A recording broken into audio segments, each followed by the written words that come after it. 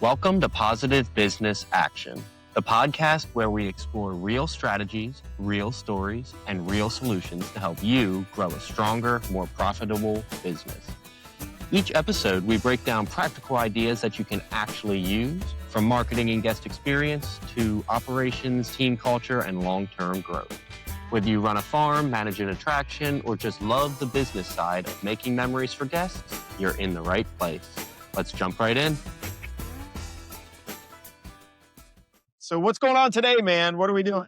It is raining. It's crappy out there. It's snowing too. But our hearts are warm in here at the Positive Business Action podcast studio, attempting new cameras, new microphones. It's all working perfectly too. That's what everyone needs to know. It's all working perfectly. I'm going to have to address the camera. I know. This way. There we go. Address our cameraman, sidekick Ruben, in the house. We're going to get him out here chatting with the people before you know it. So we got a big week next week, though. We do. We got three good interviews coming up. I'm super stoked. We've got, who's first? Sandy Creek Mining Company. Sandy Creek Mining Company, the giant twins. We're going to get to see and learn a little bit about their family business. That's super fun. Who's next? We got Wednesday. Randy White. Randy White, one of the elder statesmen of attraction design, a lot of family entertainment center work there that he has brought into the agritourism industry, and a lot of information, just really interesting stuff. He has a different take, and we'll get people hooked up with his newsletter and that kind of stuff. And who's rounded it out for the week? The one and the only, Ticket Spice. The one and the only, the Ticket Spice, and not just usual, my buddy Shaddy, the originator of the connection of Ticket Spice and Maple Lawn Farms here, but we've got founder Eric coming. Ooh. And that's going to be fun because I want to talk with them about their culture. I don't know anybody who listens who went to the NAFTMA convention. Ticket Spice just has one of the great cultures, I think, in the business world, and that doesn't happen by accident. And I want to know, they're probably going to talk about tickety stuff, but I'm going to confuse them and trick them into talking about culture and how to build culture in the business. Because honestly, I feel like a lot of us sort of overlook the importance of being strategic and being specific about building culture. We kind of just let it happen. Mm-hmm. And sometimes when you just let stuff happen, just stuff happens, right? And we can't say bad words because we have to keep our non-explicit rating. Ruben's sensitive. That's the other reason. True. He's very sensitive about bad words. And so we have to be cautious. He'll beep us, I think. He'll give us a, if Tears have been shed. tears have been shed. What are we talking about today as we get started here?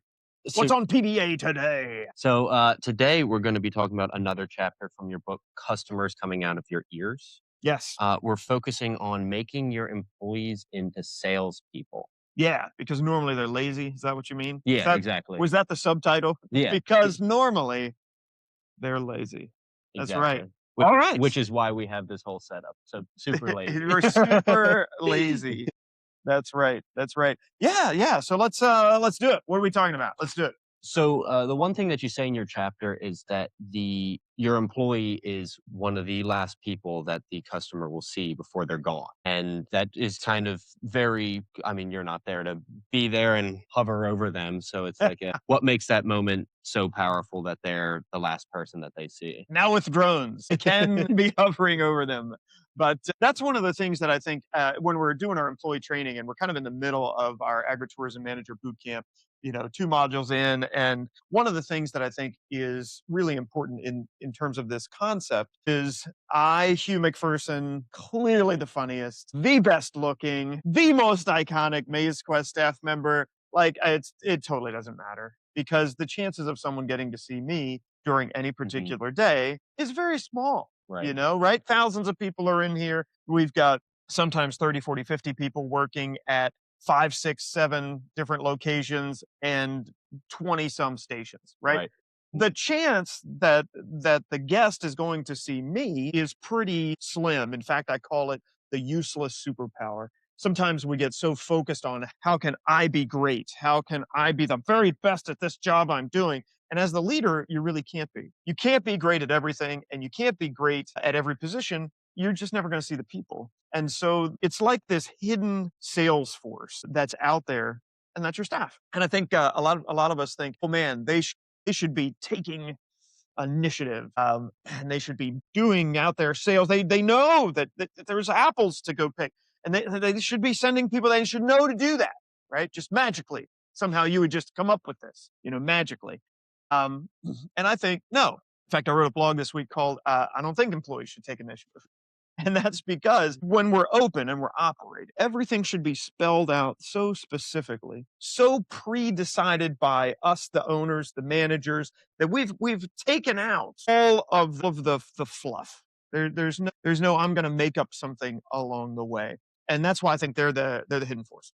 Gotcha. And so you want them to be more like salespeople, but not pushy, like, well, you must buy this, or try this, try this, try this, without listening to the person. So how do you make someone or have someone learn how to be in the sales force, but not be pushy and just If anybody has ever gone to medieval times or a similar experience like that, the Ringling Brothers and Barnum and Bailey Circus, which is now disbanded, but I mean, they were the worst. Like salesy doesn't even cover it. Carney doesn't even cover it. I mean, between every meal course, between every, they'd be like, medieval times. I went with young son Ian and some of his buddies, and we were ready to like eat with our hands, just have this great time going medieval and all this other kind of stuff. Man, between every course, they're out hawking an LED sword, and then the next time it was a shield, and then the next time, and I mean, oh my gosh, I've never seen anything like it. And it was good for my kids to see that really their dad isn't a big shyster. Like those guys are really bad, and dad's actually not too bad. But yeah, the key is pushy sales never works right. because it immediately raises the hackles. Right? It puts up your, ching ching. You got your, Wonder Woman wristbands on, which is what Ruben normally has when he needs to deflect. This poor guy. He can't even see. He's behind the camera. He's having fun. Make sure to get your camera on next time, Ruben. This is good times. Ching ching. The minute it feels like you're going to be sold something, nobody wants it. Right. Okay. You offer a sample to someone, everyone wants it. And then they feel obligated. Right. And the flip side of this is you can't assume that the guest knows anything about your business, let alone everything about your business. You can't assume they know there are donuts. And you think, well, everybody knows there's donuts. No, they don't. They don't. And at our place, they're down at the farm market. They're at a different place to get the donuts, right? So what you want to move to is you want to be systematic in revealing the wonderful opportunities people have to buy things, because everyone loves to buy, as the saying goes. No one likes to be sold. So that kind of goes into, you have to have good customer service to have the sales rather than salespeople having the sales. So training the employees to have good customer service habits really gets them to promote more sales without them even realizing that they're selling things. Right. But I would suggest that you can't say good customer service. I would say at every position you have, and that's what we're doing in boot camp, and every position you tell them exactly what they are to do. I would never tell a kid, make sure you have good customer service today, because they have no idea what that means. They may have never had good customer service. They may have had great customer service and know what it is. They may have had good customer service and never realized it and just thought, well, that just happened to be a nice lady. They may have no idea. So I think you spell out every single thing that it's going to take for them to deliver a quality experience. And part of that is down to scripting what they should say. And the biggest scripting, the easiest one to point at is in our coffee bar. We train people to say, hey, thanks for coming. Don't forget to pick up your free apple at the farm market. Now, did I sell you anything? Did that sound salesy? No, I'm telling them where to go get something for free. My gosh, right? They're thinking, you've made me aware that I almost left something on the table. Well, guess what? Guess where the bakery is, folks? It's at the farm market. And they have to walk through it to get to their free apple, right? That's what I mean. We're setting up a system of sales where it sounded like I just made you aware of something really cool. Right. Right? when we're at the front desk and we're doing a wine tasting promotion weekend, right? Hey, any of you guys gonna, maybe swing by for a wine tasting today? And if they say yes, we just hand them the coupons for the wine tasting, right? Did I sell them anything? No, they got a bonus, Right. right? They got a bonus, but I can't be there to do it, Hmm. right? So that, but sometimes we have 5 registers of people doing it because we pre-decided exactly what we want to have happen on that day. We have the enticement, the offer, right? The free wine tasting. We pre-decided all of that stuff so that we can turn those 5 people who normally would just be checking in, getting tickets. Yes, that's a good function, but those tickets are kind of already sold. They're not really selling anything, but now they're going to start pushing people towards the winery, right? So that's what I mean by we got to take out any mystery about what needs to be done and Hmm. even down to what needs to be said. Right. And with the scripting, so you give them the script like for the example you used, but if they are just sounding robotic, how do you make it not sound like get your free apple at the farm or as they're leaving and make it more interactive to make inspire people to want to go down there and get their free apple and stuff like that. Yeah, and a lot of times, so many of us have people who are young and and scared, right? I mean, 14-year-olds, they've seldom been out of their house. They've seldom been out from under their mother's little wing, little tiny babies under their wings, right? And now mommy wants their little baby to fly. Little baby does not want out of the nest, right? Yeah, sure. We all have all of those things we are dealing with along the way. So the only way that we take a scared kid like that and turn them into a happy, friendly, wonderful person is A, to make sure whatever position they're at, they know how to do it. Right. Right. I mean, the great news is nobody wants to be an idiot. Now you may say, no, I have a kid who really he's dumb and he wants to be dumb. No, you don't. No, you don't. In the grand scheme of things, you have to imagine that kid probably has become that way Hmm. because of the nurture around them, right? Whether it's teachers jumping all over them at school, whether it's their parents breathing down their neck all the time, or just not being involved in their lives, right? I mean, whatever. But when they get here and we train you how to do something and then we catch you doing it right, that's the key, right? Old stuff used to be very military. We're going to catch you doing something wrong and you're going to do push ups or pull ups or make you run. You're going to have to clean the toilets, right? Whatever, right? That used to be catch you doing wrong. Hmm. And I will say to you now, that doesn't work. That's a big zero at this point in terms of getting any crew motivated. You need to catch people doing stuff right. So they get it. That you teach them how to do the mega slide, and they're pushing people down, and they're getting they're keeping the line moving. Just a quick, you know what? You pick this up. You got people going. Nice work, right? I know it nearly killed me to say nice work just there, and I'm not actually complimenting it. I get it. I get it. People are old like me, and they just can't do compliments. Well, get over it, right? You want to win, you want to succeed, get over it. Give people a compliment every once in a while, right? Thanks, great job. Oh my gosh, I didn't know you could drive the cow train. Yeah, yeah, yeah. Yeah, I got trained last week, and I've been doing it the last couple days. All right, looks good. Check those seatbelts, buddy. Right? Boom. All of a sudden, this kid who, you know, maybe all they get anywhere else is criticism. They get a beat down anywhere about how dumb they are, how they're not doing well, how they all they do is play big, all that stuff. And then they come here and they get treated right. And then they know how to do so. They get that mastery. They start getting a hold of that.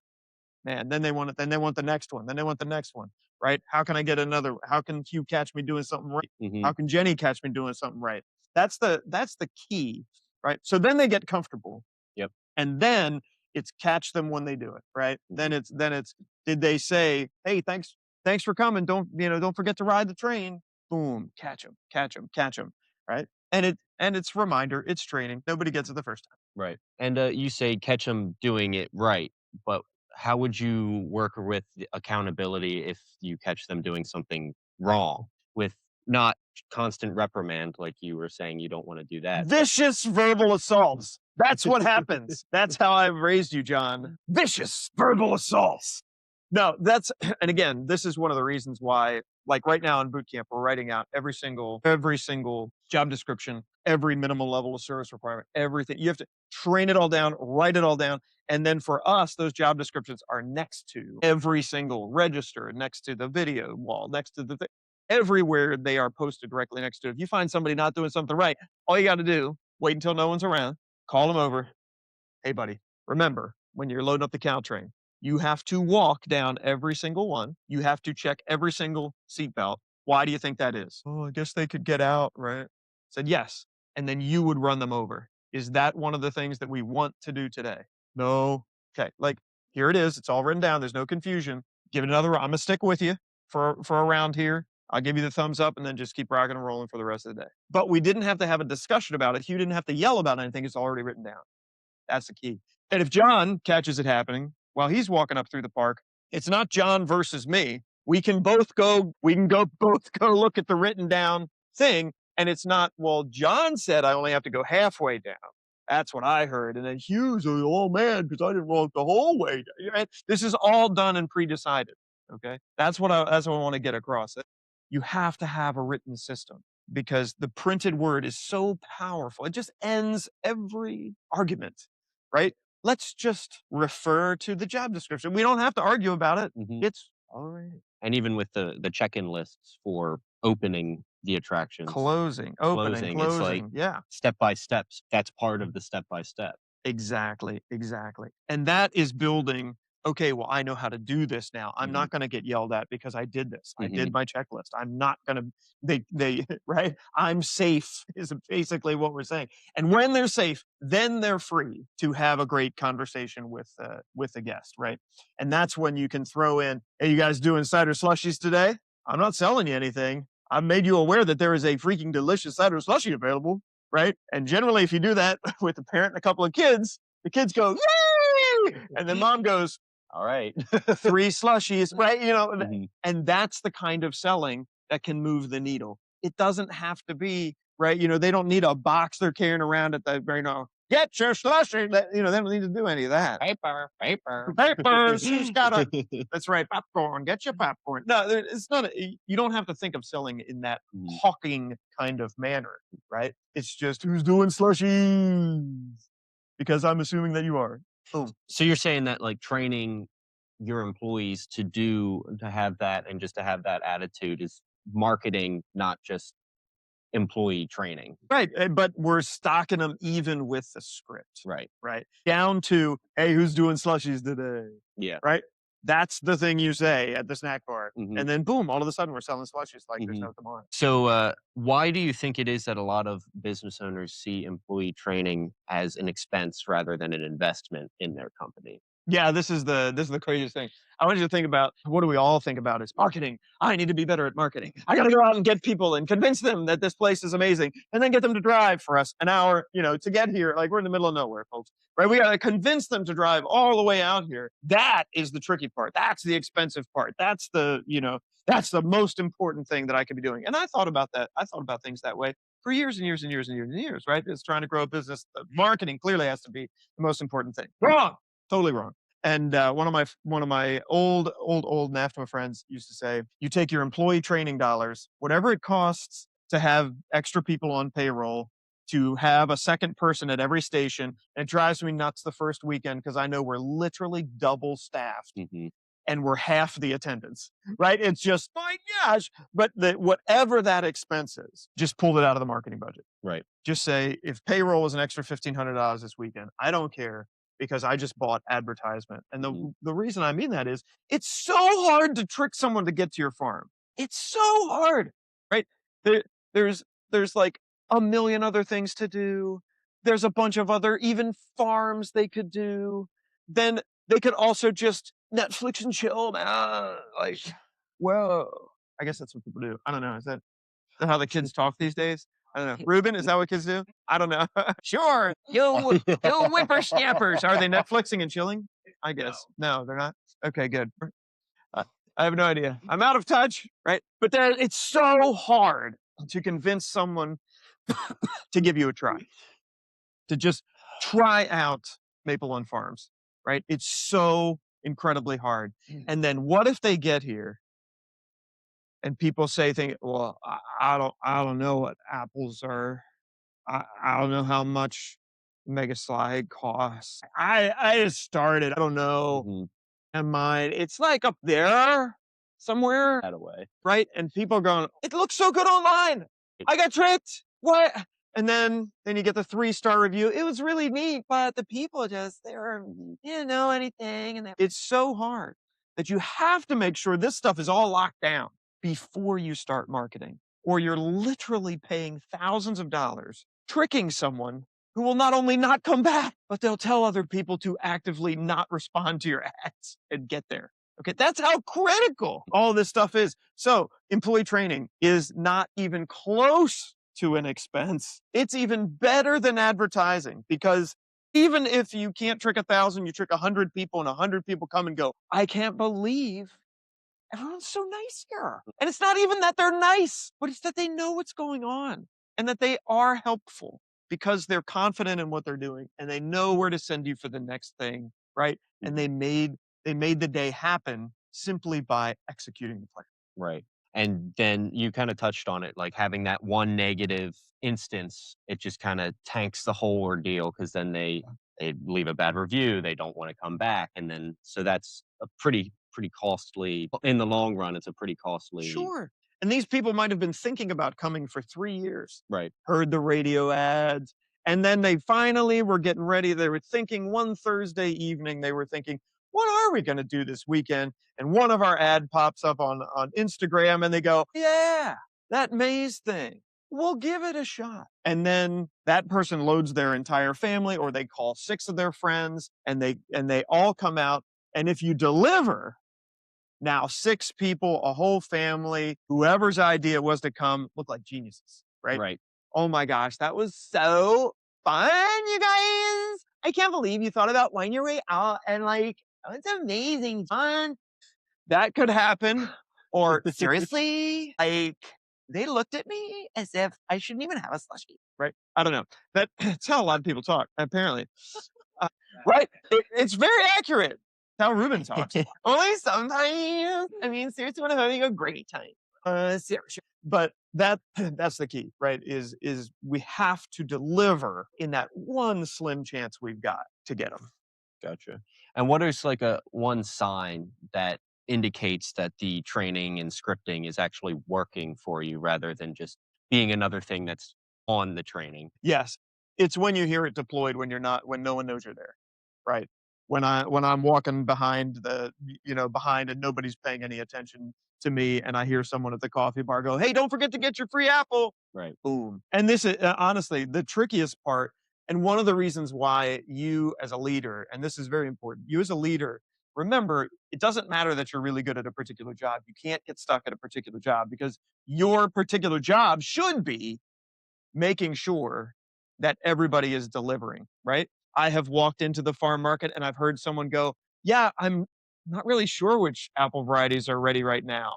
Hey, I just happen to be walking by. We need to do apple varieties. Sure. Right. And then when the guest has departed, you grab them and you no, I'm just don't don't assault your workers unless they get it wrong, people. Unless they get it wrong. No, and then we'll say, hey, look, by the way, we do a thing. I should mention that we do our fall harvest weekly, which is every week we have a laminated sheet, and we do 10 of them at the fun park. They're at every register. Mhm. We do 10 of them down at the farm market. We give Alan one out in the orchard. So if there's ever a question, the training is, hang on, I'm going to find out for you, and they can just pick it up and look and go, oh, it's Red Chief and Smoothie and Matsu and Jonagold and Stamens already, right? There's always a way to find the answer. And the final step of that is, like, if you don't know the answer, call on the radio, and we will never be mad you called, right? Because they're getting an answer for that person, right? But my job is, I need to be going around and making sure that this stuff happens.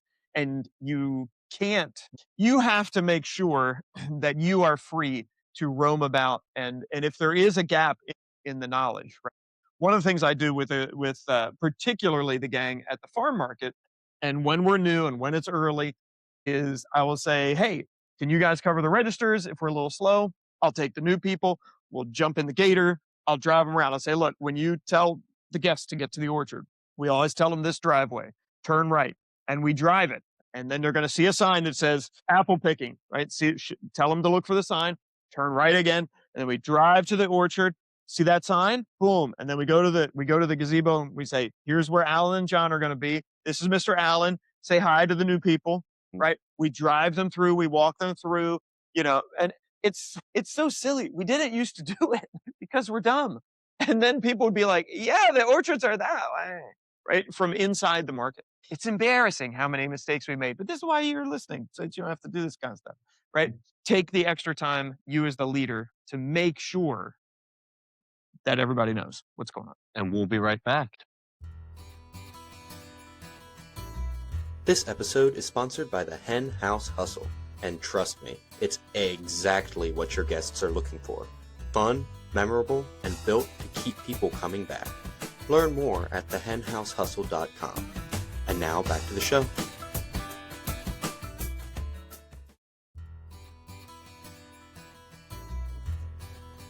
This episode is sponsored by the Super Mega Ride and Slide. Guests go down, profits go up. If you're looking to create an unforgettable experience that keeps people coming back and drives serious revenue while you're at it, this might be exactly what your business needs. For more information, go to supermegarideandslide.com. And now back to the show.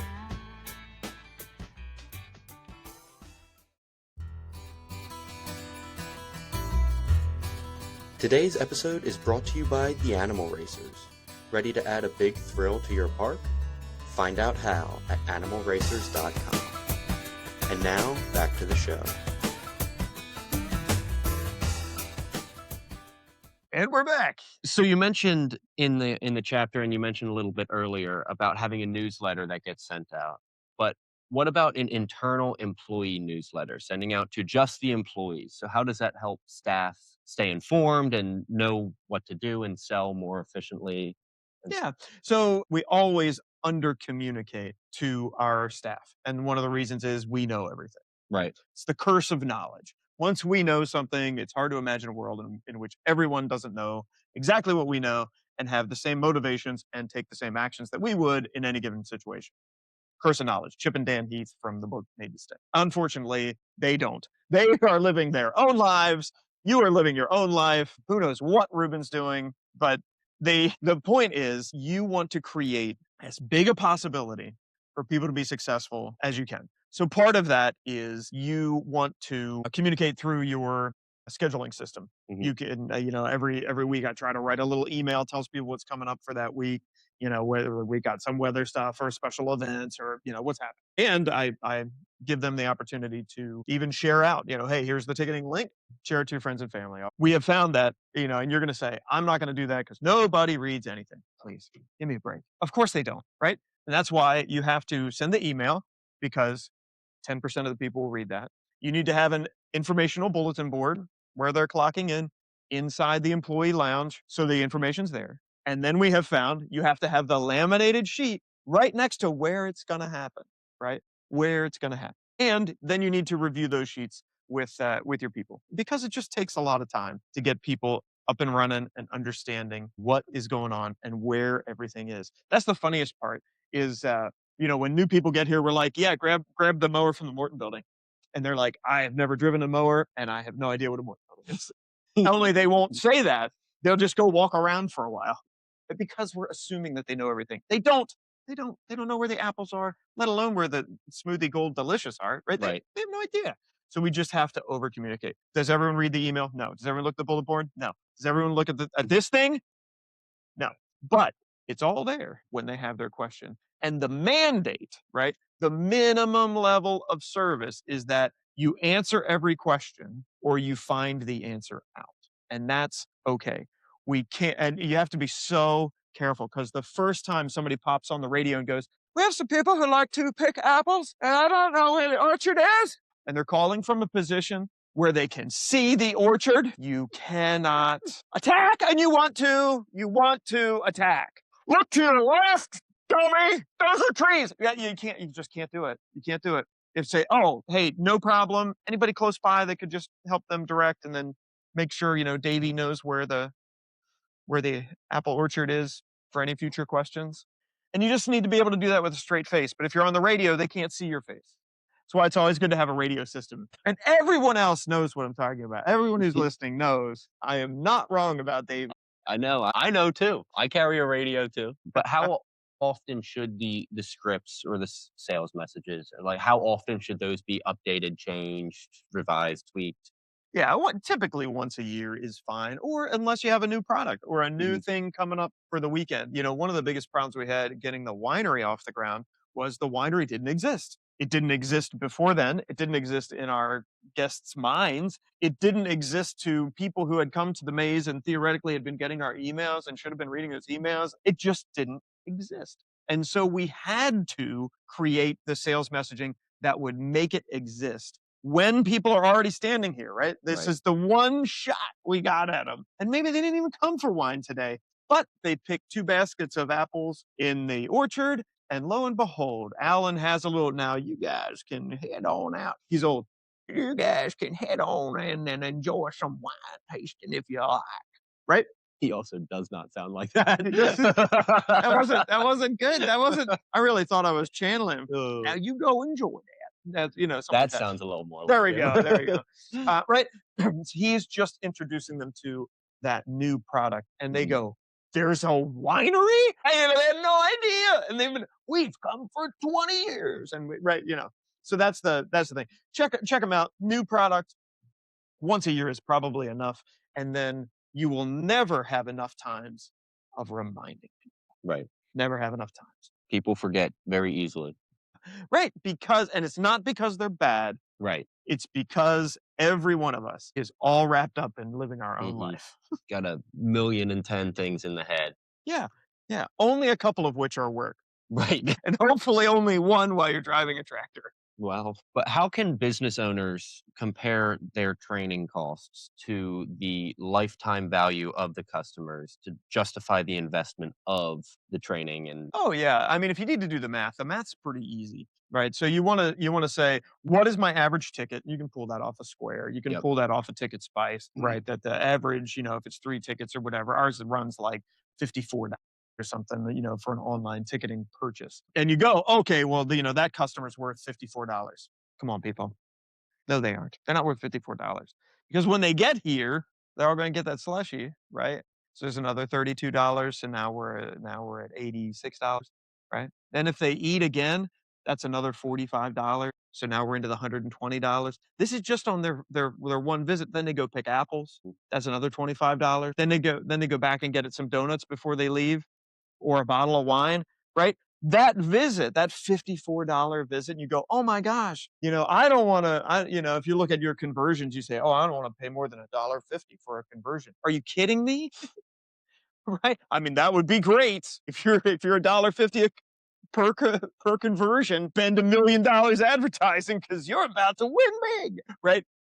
When you look at the training cost, and the marketing cost that gets put onto the people, you have to make sure that you're looking at the value of that customer. And then when you think about it, if they're a family and the kids are like in that prime demographic age, which we always say is now kind of like 4 to 14 for Mhm. us, and they have a family in there, that family's going to drop 150, $200 in a visit, but then they could come for the next 6 years. So now you're like 1,600, $1,800 for this person. I mean, just double staff for a half attendance day and suck it up. It's totally worth it. I mean, every year someone will come up and they'll say, "I can't believe how amazing Michaela was. I can't believe how nice the teenagers are here. We had such a great time. I can't believe the Roost bar is there. I had no idea you had a bar in the middle of the pumpkin patch. That was just so relaxing for us." Right? You know, they, they can't believe it because they're I mean, that's the thing. It's so easy to win. Everyone is so used to terrible service. They're used to it's just what normally happens. A nonchalant waitress, a questionable flight attendant. "What do you want to drink?" It's just so bad all the time. I mean, this is why Disney survives because they're so good Right. at this part of it that people like plan their lives around their child's going to be old enough to go to Disneyland. My gosh, folks, it's so easy to win. It's so easy to win with 14-year-olds. I mean, like to turn that kid from scared and can barely talk in front of someone to get on in here for the video introduction, right? all of a sudden they're gaining this man. It like you can win if you do the work up front. Right. And I promise you, it's not magical people. It's doing the work up front. Writing everything down and getting Gotta write clear it. objectives. Gotta write We talked about this in a previous episode, which if you haven't listened, you should. Like, subscribe, smash the subscribe button and turn on notifications. That's what But- the kids are doing. Subscribing. You mentioned that it takes a lot of writing stuff down, and that can be very difficult for a Does. lot of business owners. So for someone who's feeling overwhelmed by writing every single thing down, all their expectations, scripts, and everything, what would be a realistic way for them to start small and just get going? It's too bad because they missed the sign up for the one live Yeah. Agritourism Manager Boot Camp. Too late, John. You're recording this. Too late. I'm sorry. Unfortunately, terrible. We could have blown up our sales. It would have been great. So boot camp is designed to do that. If you Right. can't do that, we have the 31-day Work First Turnaround book. You can get that book in 30 days, 5 minutes a day. You can just revolutionize Right. the way you treat your staff. But the main thing is you have to start. You Mm. just literally have to start. One of the key things in writing those job descriptions is what we call the minimum level of service. So often we get wrapped up in, I give 110%. Everyone needs to give 110%. I do 110%. You need to do 110%, 110%. What a load of crap. You don't do 110%. I know you don't, because I know you. I know some of you. All right. And I know that I don't give 110%. And asking someone else to give 110% with no direction is unkind. In fact, Dave Ramsey says it's unkind to be unclear about what you want. So you just have to start. What's the minimum level of service to run this snack bar register? All right. And if you think about it, it ain't that high. You need to smile. You need to know how to run the register. Suggest your favorite delicious items. Wipe the place down and stock it up. I mean, if you are doing that, we are never going to have a problem, right? We're never going to have a problem. Now, if you're hilarious and joking with people and getting people to buy extra combos, that's great. But if you just smile, run the register, keep that line going, we're not going to have a problem, right? So I'd start with the minimum level of service. Just get that part knocked out. So minimum level of service and then slowly build up to just more. Next year, taking the course. You're right. Right. 100%. Why are you not in the course, people? It's too late now. We're too far in. Yeah, it is true. And then just kind of to wrap up here. So for someone listening, where would you recommend starting small and then start immediately? So would you say that's the first, what would be the next step after starting small and just building on top of that? Yeah. I mean, so some very easy things are you have to figure out, for us, we had to figure out what are the most important things for people to do when they are here. Number one is I need to get you into that farm market. You came here to the maze, you're 1,000 feet and 2 parking lots away from my farm market. Okay. The number one thing I can do is put you in there because the average ticket in there is going to be another 40 or 50 bucks. Right. So that's the number one thing we had to do. When we launched the winery, boom, I had to let you know that it existed. So you need to figure out what are the places that I need to send people? I got to get them to the donut shack. Okay. Well, then you need to develop the language around what we're going to do to get people to the donut shack.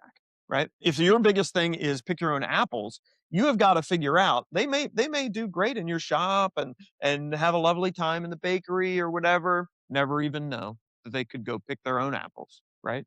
And you need to get them out to that orchard. Well, you need to develop the sales language around getting them to the orchard. So the number one thing to do is figure out what you want. And Right. it sounds a lot like clarity, doesn't it? Geez, I keep saying that word. Oh, geez. You need clarity for yourself. This is before you have any responsibility handed off to your people. You got to figure out where you got to put them. Right. That's number one. Number two, listen to the people who you know or think are magical already do it. Right. You know, for us, Michelle is the yapper in the, you know, I mean, she just weaves stories like there's no tomorrow and people end up spending $70 in the snack bar. They didn't even know what happened to them. Well, she's technically not magical. She's doing a very specific set of things that to her come naturally and to no one else come naturally. And so all you have to do is listen. What do your best people say? Oh, I got this bakery lady. Anytime she's running the donut counter, sales are up 20%. What is she doing? Well, she's probably saying things like, "Oh my gosh, if you love the glaze, well, the blueberry it's glazed on the top, so it's like your favorite donut wrapped up in jam." Right? Right. But like she's saying something that is purposefully increasing sales, and you just have to listen and write those things down. And then you have to get very specific about training, not just like, okay, I wrote it down. You have Go to do it. yes, this should all happen immediately. No, you have to have a training session. You have to stand beside people. You have to get them trained up to say, they're going to get a single cone, and you go, have you tried a milkshake? Because that's an extra $3, right? You have to get them trained up Right. along the way. So clarity around where you need to put people. What are your magical people? What do you say naturally? And then stand next to and train people up so it becomes the thing that is done, the thing that you do. Right? Just If you're come. regular cone to waffle cone, who does the most of them? And then just stand there and go, waffle cone's my personal favorite. You can taste the syrup. I didn't sell you anything. I just mentioned how great an idea it was. Right? Yeah. That's kind of three. That's your three things to get started. Right. Secret Salesforce, they're out there, John. You're paying them anyway. Yeah. I mean, you're not. I guess I'm paying them anyway. They're paying them anyway. That's right. Well, thank you for the explanation and the time. I think that kind of wraps up here today. Secret Salesforce. Is that what you're calling this? Secret Salesforce. Secret Salesforce. The covert sales. The covert Salesforce. Make them feel like secret agents. Yes. That's the trick. That's the trick. 2014. All right, positive business action. There, we're wrapping it up. And we'll see you next time. A lot of stuff coming next week. True. A lot of stuff. Stay tuned. Thanks for listening to Positive Business Action. If this episode gave you a useful idea, take a second to follow the show, leave a quick rating, or share it with someone who could use it too. That's what helps this show reach more people who are building something meaningful. You can find links to full episodes, resources, and ways to connect with us in the show notes. Until next time, keep moving forward, keep improving, and keep taking positive business actions.